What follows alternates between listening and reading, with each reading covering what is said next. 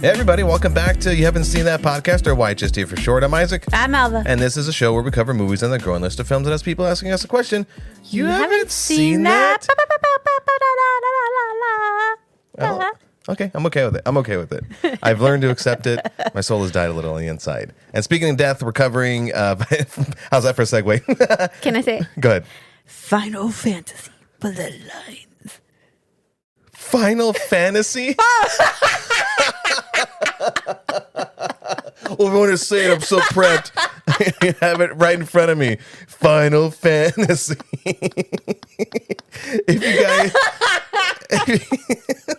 If you guys haven't been following the social media, by the way, do so on Instagram and TikTok at YHST Pod at both places. We have videos up, bite-sized, spoiler-free movie reviews, some news segments in case you miss out on any of these episodes. We're trying to keep up to date on all that stuff. And if you like what we're doing and you want to support this, you can do that on Venmo at YHST Pod. So we're at YHST Pod in all the places. And please and thank you in advance for liking, subscribing, for commenting, notifying, all the other stuff. So we appreciate it. And it allows us to keep doing what we are doing. Oh, boy. Yeah, just a heads up, you'll tell. Like we got hit with like a little cold or flu or whatever over the weekend that kind of almost came out of nowhere and just sapped our energy. Like we were feeling better for the first half of today, got up early in the morning, watched the race, built some Legos, and then, Jesus, we got hit with another wave of tired. Right before we hit record, we're fully set up, right? All the equipment, and we're like, let's just take a beat. And we had our heads just like laid back on the couch. It's like... So apologies, we'll get caffeinated shortly. That is why I said the wrong name. I'm just going to rename these movies because I don't like the names that they're being given. So what are you talking about? It's like the easiest thing. It's not like the Spider-Man movies where it's like Far From Home and Captain America, Brand New World, not Brave, Brand, because it's going to be brand new. Look out for more YHST videos where Alva renames movies. This time we actually do have some news. And of course, we're going to keep you informed and abreast of all the things going on in Hollywood, movies, and entertainment with our segment we call YHST News. So sit down and shut up because we're going to tell you some shit. AMC theaters will be cutting ticket prices in half on Wednesdays starting July. So now you have less excuses to see these movies we recommend. Yeah, sons of bitches, go see them. Amazon Prime will be hosting early screenings in theaters to DCU's Superman film on July 7th for Amazon Prime members. Tickets can be reserved at primepremiere.amazon a week before. The Malcolm in the Middle 4-episode revival series has just wrapped filming. Expect to see most of the cast return in its classic chaotic family on Disney Plus later this year. We finally got our first look at the live-action Spider Noir series starring the one, the only, Nicolas Cage. And it looks like it's going to be a ton of fun, honestly. I mean, come on, it's Nick Cage. We should be seeing it on Amazon Video sometime next year. After a few unsuccessful reboots of Hellboy, Guillermo del Toro has confirmed he has come to an agreement to develop the latest installment in the Hellboy trilogy, with Ron Perlman returning in the lead role. It's said to end the trilogy in an epic two-parter. Dun, dun, dun. There you go. Calm your ovaries. Here's some Henry Cavill news. John Wick director Chad Stahelski, I don't know how to pronounce it, will take the helm of the Highlander reboot starring Henry Cavill. But in sadder news, weeks after Voltron has wrapped filming, there have been reports stating that the Cavill-led mech live action will not be getting a theater release as previously expected. Instead, going straight to streaming on Amazon Prime. God damn it. In lieu of that, let's lighten the mood and have a laugh. Okay. Even after its initial unsuccessful release of its disaster piece, Disney thought it would be a great idea to re-release Snow White. It showed in over 1,000 theaters in an attempt to make up for its original losses on its $240 million budget. Jeez. And only made $335,000. But it's not all bad news. The only good thing to come out of this is Disney halting production on any further live-action remakes. Bless the gods. So don't fuck this up, Lilo and Stitch. Here's some more stuff to cheer you up and get your downstairs tingling. Elizabeth Olsen joins Kristen Stewart and Oscar Isaac to co-star in an 80s vampire thriller called Flesh of the Gods. This is a flesh of a god, Bella. I couldn't say that straight. It's the skin of a killer, Bella. Consider yourself informed. All right, let's jump into it. Final Destination Bloodlines. Not Final Fantasy, not Final Flash, not Final Thoughts. So this movie, I didn't expect it, and people were the audience responded to the trailer, the first trailer of this movie, its announcement in general, because this is 14 years after part 5. I forgot that there were 5 in this series, which is 25 years after the very first one. Do you remember? Which ones have you seen? I've seen 1. I am going to say that I've seen 2, but I'm not confident that I've seen the other 3. I for sure seen 1 multiple times. Love that movie. 2, that is a classic. That log truck highway pileup scene is embedded in everyone's fucking memory. So then I've for sure seen 2 because I remember that. Then the third one was a roller coaster crash. 4 was the speedway, and like that's where just kind of all after 3.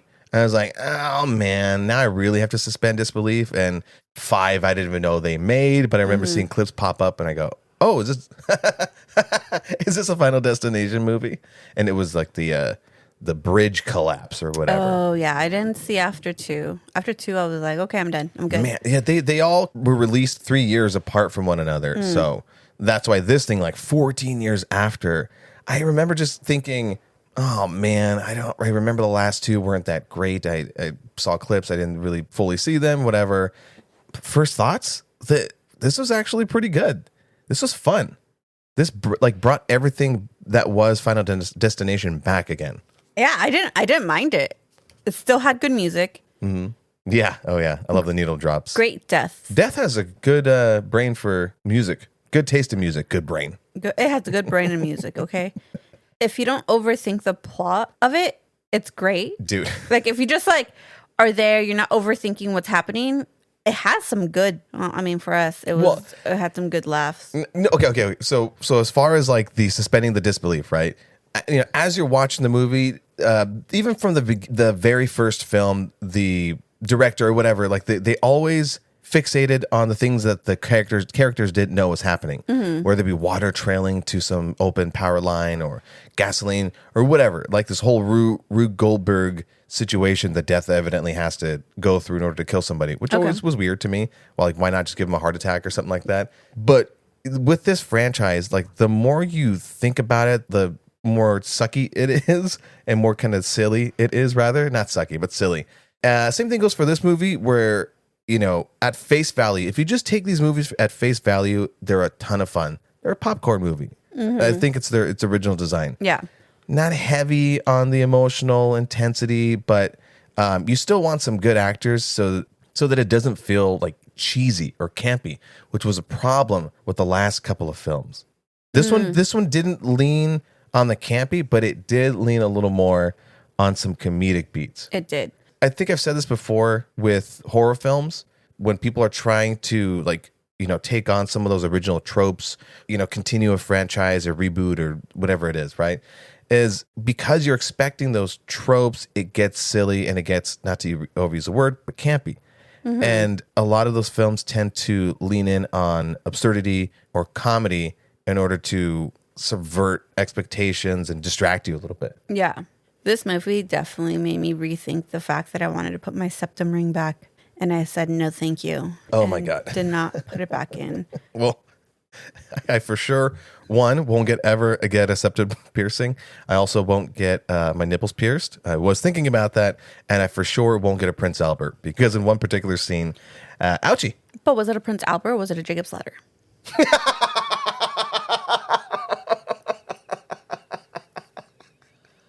I'm just saying, those details are I change it. thought I was gonna like surprise you with me knowing the Prince Albert. You fucking just blew my brain right now. Well, what piercing are we talking about? Like the Prince Albert that goes across, or the one that's horizontal, or the Jacob's Ladder? You see, folks, so the both of us are actually demented. Just segueing back into the movie, we are so demented that the opening death sequence that all these movies have, right? The quote unquote premonition. That's what they call them. I was really impressed by it. Now, all the subsequent movies after 2 used heavy CG in an era where, unless like you were hands-on with the visual effects, specifically CG, it wasn't going to look good. And so, a lot of deaths after 2, they didn't hit because it wasn't, practical effects.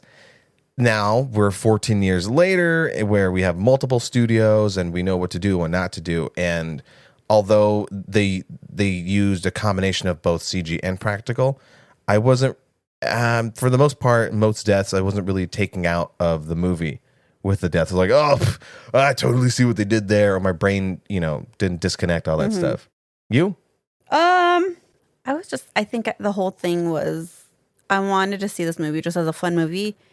And because, Tony Todd, this was the last movie that I believe he ever did. Yeah. So I think that was the only thing that made me want to go watch it. Because I think originally we said we weren't going to watch this movie. We're like, well, we'll skip it. Yeah, and then our schedules opened up. Yeah. But it's a great fun movie just to have like here you go. And a nice final send-off. I think you had a fun fact about Tony Todd. So the directors made Tony Todd just write his own dialect for his only scene in this movie, which was great because that final goodbye was actually a very heartfelt goodbye. Yeah, that was nice.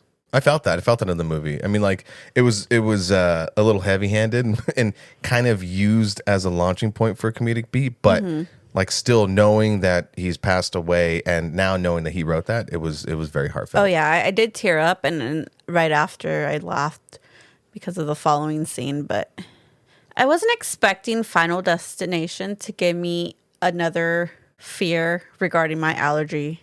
Oh, yeah. I am surprised that they hadn't done an allergy-based death in the earlier ones. I'm good. Like, I know what my allergy does and how much it is, but just the fact that they included, like, something very realistic that can happen to anyone who has a very severe allergy, and I'm just like, new fear unlocked. You know what, though? Okay, so going back to the deaths in this film, I'm really happy that So death does this thing in all the movies where either or you try to figure out what's going to happen. It starts to lay out the puzzle pieces, if you will. And then there's times where the movies know that you know what's going to happen. And so death, quote unquote, like subverts expectations and misleads you. You go, oh, thank God they moved the one sharp item. And then it turns out that's what death wanted you to do. So there's a lot of times in the movie where they do that. Now, the peanut allergy one, I heavily expected for them to, it was going to be like a sprinkling of dust or a peanut gets lodged in a thing or something, right? I like the way that they used it in this film. I did like how throughout the whole film, when they finally introduced this peanut allergy, everyone was like, oh, we can't have that around. Right. I liked it. And going back to the characters, none of the actors were big known actors, at least not known to me, except for the girl in the very beginning of the first premonition sequence, that took place on like a Seattle Needle Skyview thing. Jinx, Isaac. She plays Stargirl in CW Stargirl. I thought she looked familiar. She's adorable. Breck Bassinger.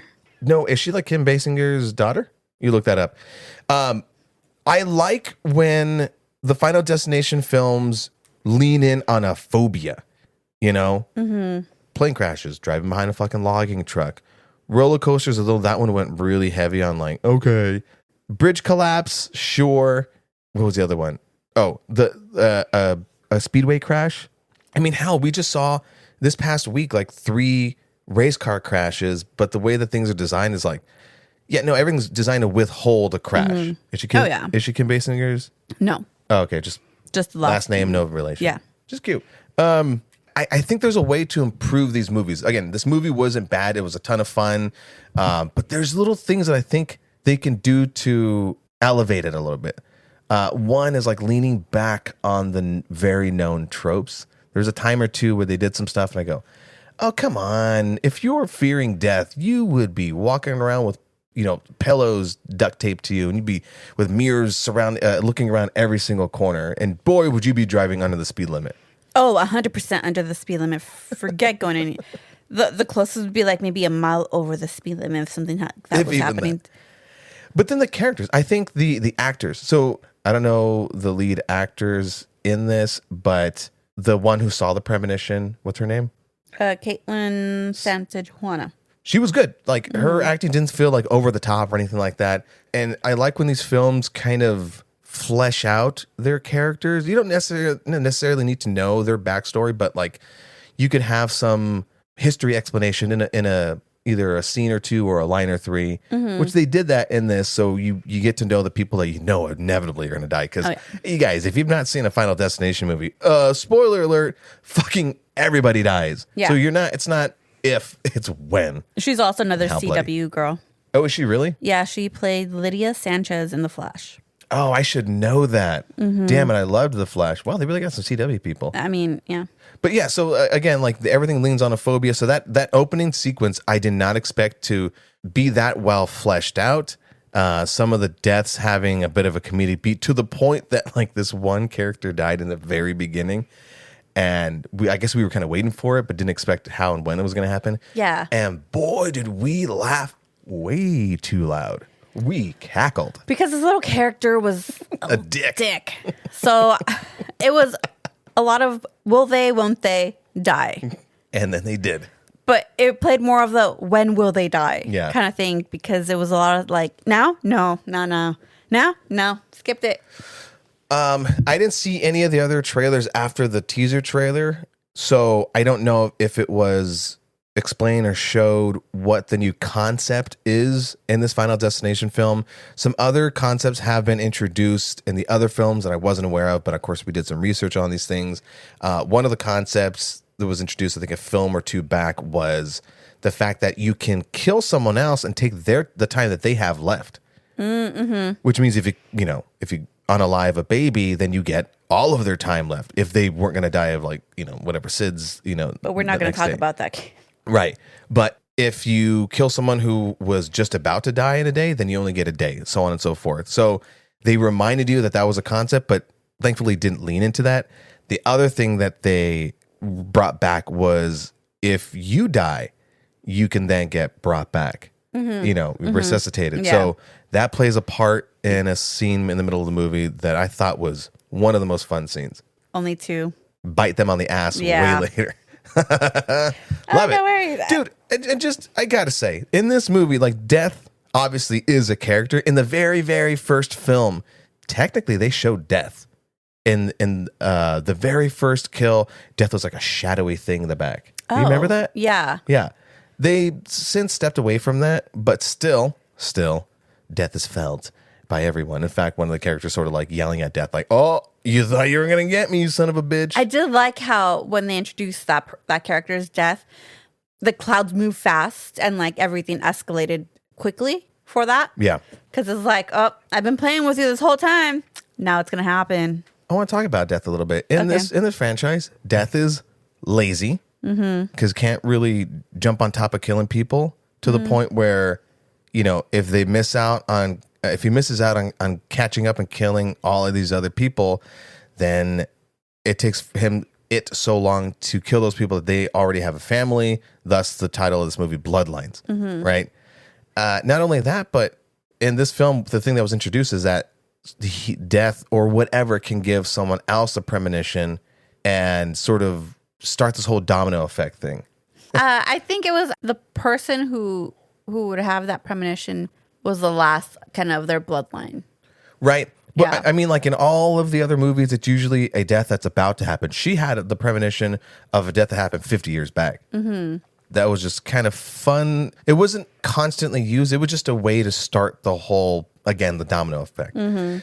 So death also is petty.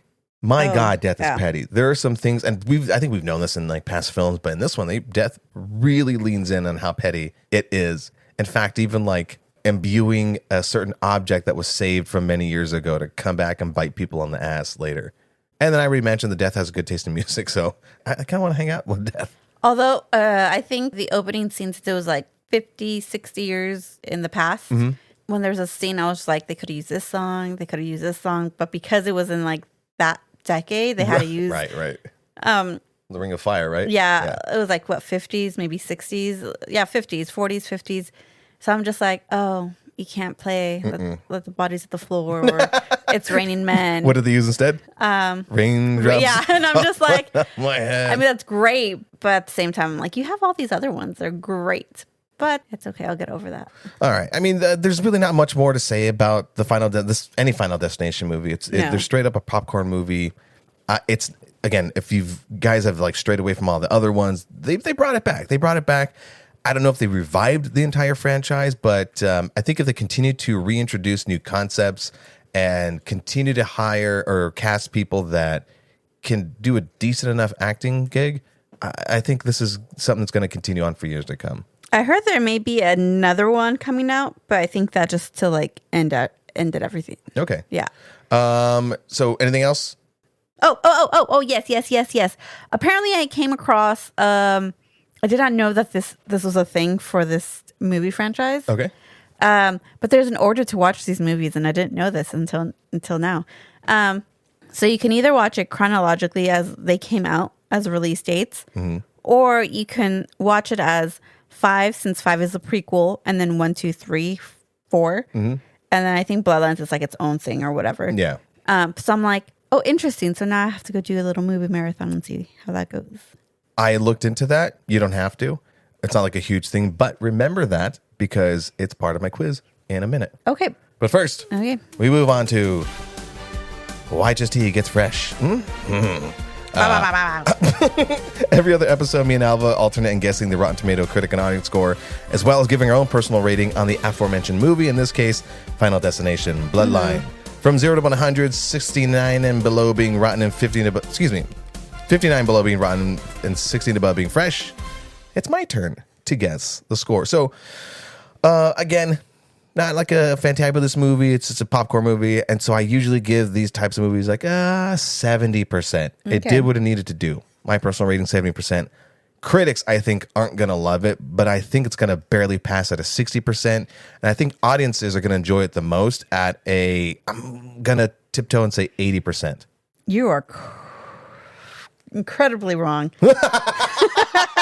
Bitch. Go ahead. Critics at a 93. No shit. Yes. Wow. And audience as at an 89. And I can agree with this because I really did enjoy it at that. Like, that was my level of, like, me enjoying it. Wow. Man, I've never been vastly wrong. Okay, cool. That's the first. There you go. I don't mind being wrong. That's cool. As long as more people enjoyed it. So, I have it there fucking is. And then we move on to YHST quiz. I don't have another song for this, so it's just going to be that. And this is going to be me quizzing Alva on everything Final Destination. Are thou ready? I am not, but here I am ready to fail. Let's go. All right. When did the first Final Destination film release? 2000. In the first film, how did the first survivor, that's what they call him, Todd, die? I don't recall. Strangulation. That was lame. Yeah. Your lack of knowledge. And number 3, name all 6 film premonitions. All 5 film premonitions, excuse me. Not including Bloodlines, right? Not including Bloodlines. I don't know them. I'll give you a hint. First one, plane crash. Airplane crash. I don't know. Number 2. I'll give you a hint. I actually said all of these in order at the beginning of our discussion. Roller coaster. That's number 3. The truck with the log. That's number 2.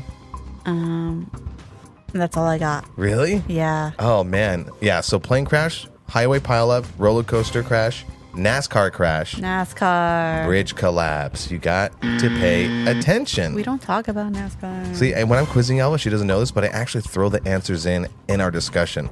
Well, this is how I pay attention to class. You got to pay attention if you want to win. What is the flight number in the first film? That's the toughest one here.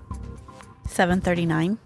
No, flight 180. Oh, did you know that they actually never mind. I forgot my fun fact. I'm leaving that in. Who had the premonition in Final Destination 3? I'm not looking for a character's name.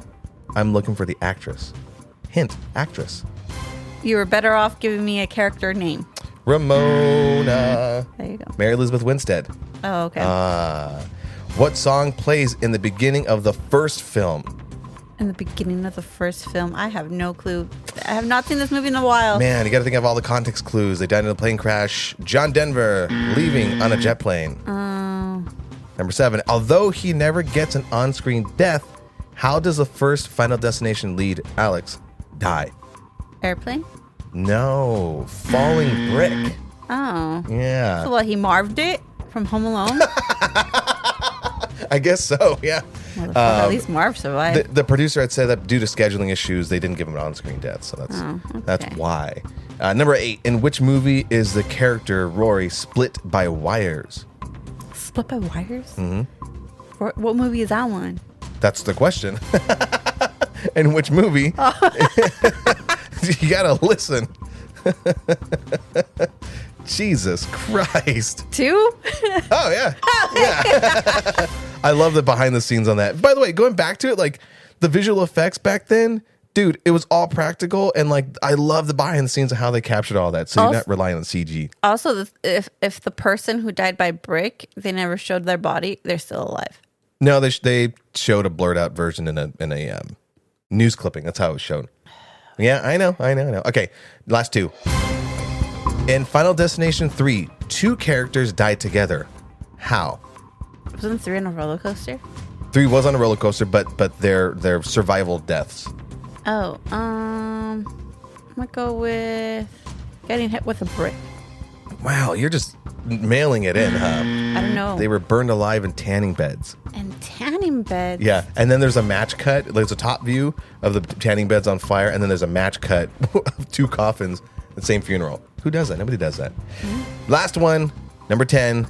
How does Final Destination 5 connect to Final Destination 1? The prequel. Right, but I want the scene.